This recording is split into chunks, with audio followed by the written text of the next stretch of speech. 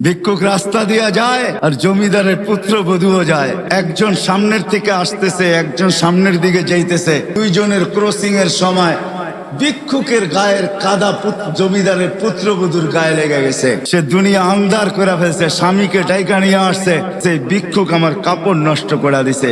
সে শুধু ভিক্ষুক ছিল না, বৃদ্ধ ছিল। বৃদ্ধ ছিল না শুধু, জীর্ণ ছিল, শীর্ণ ছিল।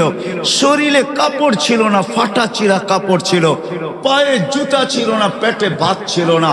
জমিদারের পুত্র সইতে পারে নাই, যৌবনী শক্তি সয়তো সয় কি কইরা তার স্ত্রীর গায়ে ভিক্ষুকের কাদা। বস সমগ্র শক্তিকে হাতে জমা করা, একত্র করা বৃদ্ধের গালে বসায়। বৃদ্ধ কিচ্ছু বলে নাই, শুধু উপরের দিকে তাকায় দুই তিনটা শব্দ উচ্চারণ করছেন। শব্দগুলা হলো ইয়া মাল্লা তারা হলো ওয়ুন, ও আল্লাহ চোখে দেখা যায় না।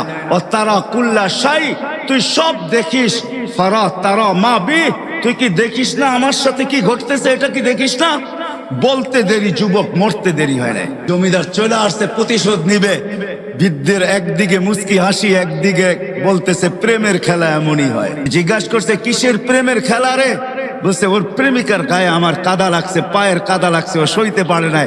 যৌবনী শক্তি দিয়ে আমার বৃদ্ধ গালে বসায় দিছে। আমাকেও একজন ভালোবাসে, সেও সইতে পারে না, কেউ সইতে পারে না। ও তো থাপ্পড় দিয়া ক্ষান্ত, সে জান নিয়ে নিছে, জান।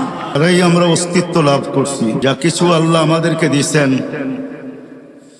সর্বকিছুর উদ্দেশ্য হলো যে প্রত্যেকে যেন আল্লাহকে রাজি করে।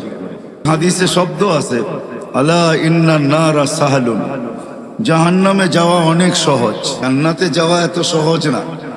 আলা ইন্নাল জান্নাতা হাসানুন বিরবওয়া, জান্নাত বড় উঁচা, বড় চূড়ায় চড়তে হবে। চড়তে চড়তে চূড়ায় পৌঁছতে হবে, তারপরে জান্নাত মিলবে। আর বলছে জাহান্নাম সহজ।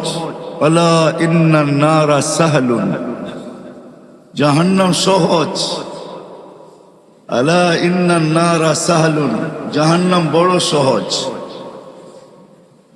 বিশাহওয়া, শুধু মনের ঘোড়ার উপরে বসা যাও, মনের ঘোড়া তোমাকে জাহান্নামে ঢুকায় তারপরে ফিরে আসবে, এর আগে ফিরবে না। যে আল্লাহ আমাদেরকে যা কিছু দিছেন, অস্তিত্ব বলেন, যার কাছে যা আছে, যুবকের কাছে যৌবন আছে তো এটা আল্লাহকে পাওয়ার জন্য। যুবককে যৌবন দিছেন আল্লাহ পাওয়ার জন্য। যদি আল্লাহ পাওয়ার জন্য যৌবন না দিতেন, তাহলে আল্লাহ এতগুলা পুরস্কার কোনোদিন ঘোষণা করতেন না। আল্লাহ যুবককে আগেই শোনায়া দিয়েছেন, তোমার যৌবন আমাকে পাওয়ার জন্য। পাইলে কি হবে মালিক? তোমার জন্য এখন থেকেই আমি আরশের নিচে গ্যালারি বানাইতে শুরু করব। নরমাল গ্যালারিরা সুপার ডিলাক্স গ্যালারি। আমরা ভাবি যৌবন মনে হয় অন্য কাজের জন্য দিছেন। না না না না, যৌবন আল্লাহ এই জন্য দেন নাই যেই জন্য আমরা ভাবি। যুবকরা যেটা ভাবে এই জন্য যৌবন দেন নাই। আমাদের সমাজ যেটা বলে এই জন্য যৌবন দেন নাই, যে কিছু করলে তো এই বয়সেই করবে। প্রবাদ বাক্য আমাদের আছে সচরাচর, মা বাবাও বইলা বেড়ায় কখনো কখনো, যে যুবক তো এই বয়সেই তো কিছু করবে, ঠিক না? এই বয়সে যৌবন কিছু করার জন্য দেন না, আল্লাহকে পাওয়ার জন্য দিছেন। এই জন্যই আল্লাহ বুঝাইতে চাইতেছে, যুবক তোমার যৌবন আল্লাহকে পাওয়ার জন্য। তুমি আল্লাহকে পাওয়ার জন্য যৌবন দিছি, তো ঘোষণা দিতেছেন তুমি আল্লাহকে যদি পায়া যাও, তো তোমার জন্য আমি আজকের থেকেই শাবুন নাশা ফি সাবআতুন ইয়াযিল্লুহুমুল্লাহু তাহতা দিল্লি ইয়াউমা দিল্লু শাবুন নাশা ফি ইবাদাতিল্লাহ। আল্লাহ বলতেছেন তোমাকে আমার আরশের নিচে কিয়ামতের দিন সুপার ডিলাক্সে আমি জায়গা দিব। শুধু ডিলাক্স না, সুপার ডিলাক্স। তোমার জন্য এই গ্যালারি তৈরি হবে।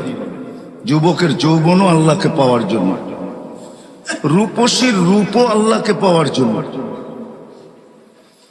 বলতে বলতে যদি বলা যায় তাহলে দারিদ্রের দারিদ্রতাও আল্লাহকে পাওয়ার জন্য।